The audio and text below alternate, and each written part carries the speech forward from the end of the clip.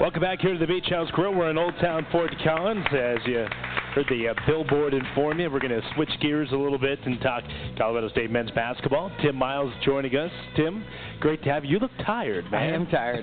My morning started early. Well, give everybody an idea of after the win on Saturday, what your life has been like here. It's the life of a head coach. Yeah. Well, it's an interesting life at a minimum. We flew back to Denver after the ball game. Hustled, caught a plane to Denver, and then Craig Smith and I, the team went back to Fort Collins. Craig and I stayed down in Denver, and caught a plane to LaGuardia, so New York City, watched a couple games on Sunday, and then got up this morning about 4 a.m. local time and caught a plane back, hustled up. You and I taped the TV show, and then unshaven, and then I went from there, watched a little bit of film, grabbed a bite to eat, planned practice quick, met with the coaches quick on some game plan stuff, and then we went through film of Utah practice. Jaden comes to me and says, "Coach, you got to end practice at 6:10," and I'm like, "Oh man!" And so we did a few more reps of stuff, and then I sprinted here. I'm still smelly, still unshaven, and so after this, I'll go home and introduce myself to my kids. That's right.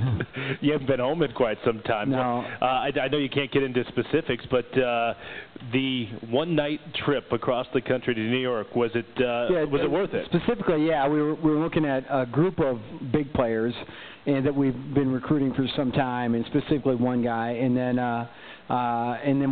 there's a prep school that we were looking at a couple guys on that team, and one of them really piqued my interest that way too. So there was a couple, I'd say, very good prospects we've had contact with on a fairly regular basis, and that are from a little bit everywhere. Are you always curious to see when you walk into one of those gymnasiums what other schools are represented? Oh, yeah, and it's always across the board. It's really fun to just talk to other coaches and how other coaches, I had a guy from Tulane telling me, "Coach, man, I watched your Southern Miss game, and I saw you guys play BYU, and I saw this game." And it's funny how coaches from other leagues will, watch and, pull for certain teams or whatever it might be. So it was pretty cool. I sat next to Bryce Drew. And it was funny because I think Craig was with me, and Craig goes, "Now, that guy is," and I'm like, "That's the guy that hit the prayer for Valpo." "Oh, Bryce Drew? Yeah." I'm like, "Yeah, that's the guy." Is he at Valpo now? Yeah, he's an assistant for his dad, Homer, at Valpo. So, they're ahead of us in the RPI. I think they're by a couple spots, and so they're having a fantastic year. They just beat Butler, which was a good one for their program. Yeah, I know it's always fun to run into those coaches when you're out recruiting when you're 15 and 6 rather than when you're 6 and 15. Right. I used to stand in the corner and just kind of, hi. All right, we'll get into a CSU Ram basketball talk, but first we'll take a timeout here and come back. A couple of wins for the Rams last week. We'll talk about both of them. From Elegant Sports, you're listening to the CSU Basketball Coaches Show on the Colorado State Sports Network. All right, welcome back here to the Beach House Grill. We're in Old Town Fort Collins. CSU Basketball Coaches Show presented to you by Coors Light. Well, Frontier is your lift ticket to over 50 top ski resorts across the country. Check out our new daily service from Denver to Steamboat and find mountains of ski deals for your perfect winter getaway at FrontierAirlines.com. Well, let's look back to the game on Wednesday against Air Force, and a game in which you had an 11-point lead in the first half, and then with about 4 minutes into the second half, you're staring at an 8-point deficit. Yeah, and I was glad we were that close. It was, it was one of those that started out, it was like 9-5, we were ahead, or 11-5, and you're looking, we should be way ahead. They are not. It was like 12 possessions, they had 5 points. So we played okay defensively, but we really hadn't done enough offensively.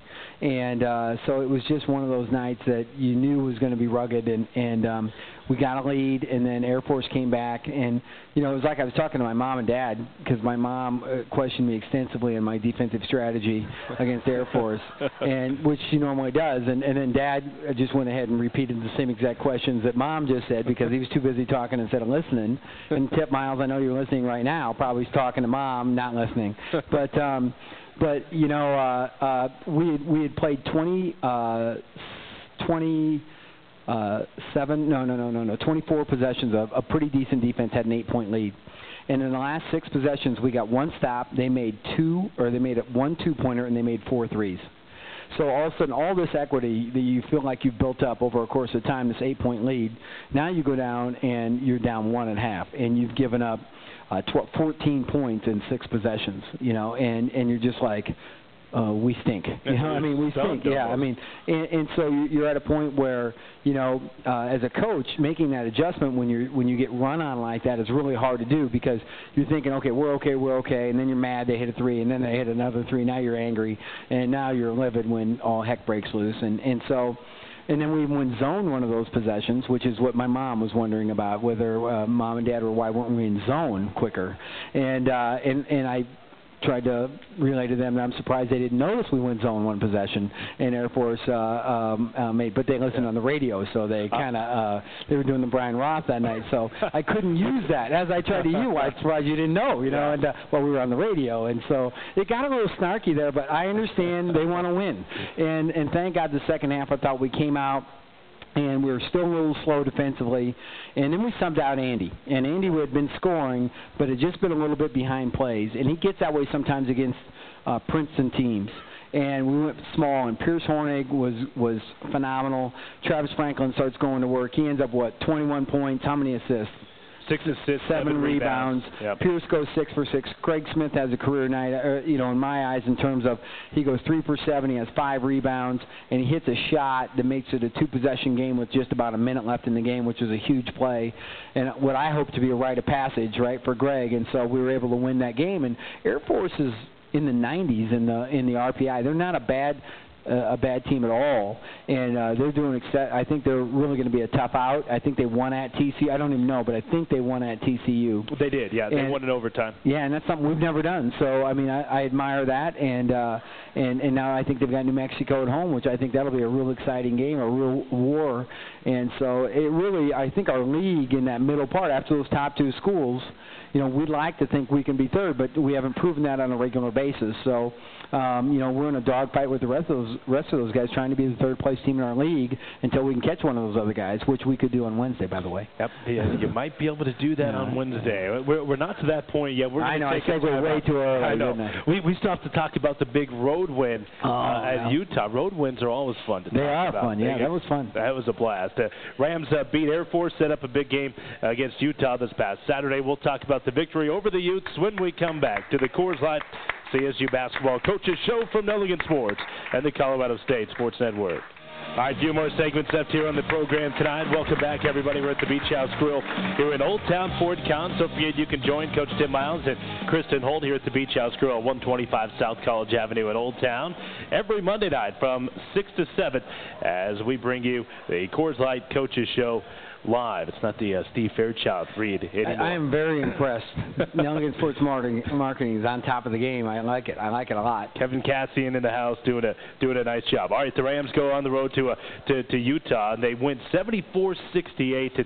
And we talked a little bit about it on your TV show today, but I really believe winning is contagious, and once you start winning on the road a little bit, all of a sudden the guys buy into the fact, you know what, we can go into any building and win, and you did just that on Saturday. And what's funny is doing the prep for San Diego State, I think that kind of started last year in that Mountain West tournament game where, oddly enough, I thought we were competing really well against San Diego State, and then all heck breaks loose. Bokar gives the guy the business, technical. Andy gets tossed, technical. I get a technical with 6 seconds left in the half because the ref thought that, as his words were, I gave him a technical because Miles didn't think I was going to give him a technical, which is, great rationalization, which, of course, you normally get from the government. And so, we survive all that, down 8, come back, and really fight, and just basically screw the game up so we don't beat South Dakota State, or San Diego State. Yeah. And so it was disappointing. But I think our guys felt kind of from that moment that we really belong, and we could do this. And so I really think last year was a building block and a stepping stone to what the guys are doing this year. And certainly we've had good, right away at Denver, ending their long road streak, doing well in the neutral court type of stuff, winning at San Francisco. All those things go hand in hand. Now all of a sudden you walk out and you beat UNLV early in the conference season. And you perform, where you have a chance to beat New Mexico in the pit, you kind of feel like, hey, we can do this, and I thought that was good. And then it helped we beat Utah last year at Utah. Yep. And so, the story of the game, like you and I both know, and here we're talking about Andy Ogade. Andy, he's Mountain West Co-Player of the Week. He's up for the ESPN.com. If you go to the Impact Player of the Week, Capital One Impact Player of the Week, that's from Jan Carpenter. You can vote for Andy to be the Impact Player of the Week. When you look at things, Andy was 20 points in the first half, 28 overall for a career high, double-double with 10 rebounds, was just outstanding, and you just can't say enough about a senior and a team that, again, the same thing happened. We get off, we play pretty good, get to an early start, play from the front. We're ahead at halftime. We storm out eventually a 11-point lead, maybe even a 13-point lead at one time. Maybe I'm imagining that was the only 11. 11, yeah. 11. So it got to 11. Now they come back on a 13-2 run and tie the game, but they never go ahead. We match it. They tie us twice. We score it, and they had a chance to tie us a third time, but they basket interference, and we just made enough plays. Andy made 2 free throws. He made a jump hook. Greg Smith had a putback. Dwight Smith had a putback. Just had a lot of really good plays by guys. And at the same time, Adam Nigon quietly comes off from a 1-10 3-point shooting night. I'm going to cover this whole segment. Yeah, no, that's great. And he shoots, he makes his first, what does he go, 4 for 5 or 3 for 4 from the arc? And really plays well, And our kids bought in from a defensive standpoint, too, which is Utah had not been a very good 3-point shooting team. We said, listen, we're going to take away the paint. We have to do a good job. They come out and make their first 4 threes and then go 1 for 14 after that. And it was really, I thought, our guys didn't panic ever. When Utah came out and made the threes early, they didn't panic. When Utah, again, made a run on us, we didn't panic. And that's good. That's a mark of good leadership by the, on the floor. It's a mark of maturity by the guys. And so I'm going to stop talking nice about them now and tell you all the things we don't do. We screwed up in transition. We screwed up doing this. And we didn't rebound well enough. And we turned it over too much. And so if we can get all those things in order, we'll be okay. You talk about not panicking when a team like that makes a run at you. That's not easy to do on the road because you had 9,000 Ute fans that were as loud as they had been the entire game when they tied it up at 68, and be easy to start thinking to yourself, oh, my God, oh, my God, oh, my God. Yeah, there was a timeout with 5 minutes to go or 6 minutes to go. I forget what it was. And we're sitting in the huddle, and one of our guys says, he kind of looks up and goes, we've emptied bigger gyms than this. And it was funny. And he's right. But, that's the funny part of it. So. All right, 74-68, Rams get the win, and it sets up another big Mountain West Conference matchup with 7th-ranked San Diego State. Well, I guess they're 6th-ranked, too. It depends on what poll you want to. Always take the higher number. Always take the higher number. Yeah, that's right. Yeah. The 6th-ranked team in the nation is coming against San Diego State. We'll talk about that and more after this. From Nelligan Sports, it's the Colorado State Sports Network. All right, couple segments left here on the Coors Light CSU Basketball Coaches Show. Brian Roth along with head coach Tim Miles. The Rams 15-6 on the season. They're 5-2 in Mountain West Conference play and a chance to continue to move up the ladder as 6th-ranked San Diego State in town. They're tied with BYU at 6-1 in conference play. The Aztecs, what do you make of them? They're long, they're athletic, they're good. They are good. It's a chance for us to, tie them for second place in the league, at the midway point.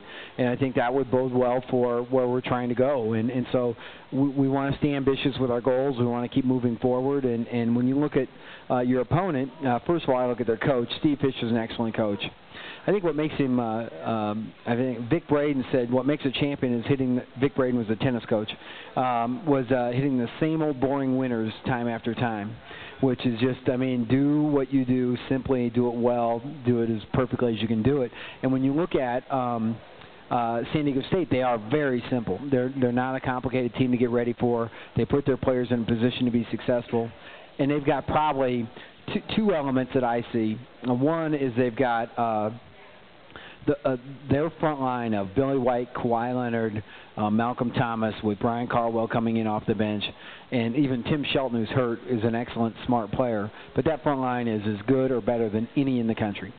Second of all, they've got a point guard in DJ Gay, who is a first-team all-conference guard.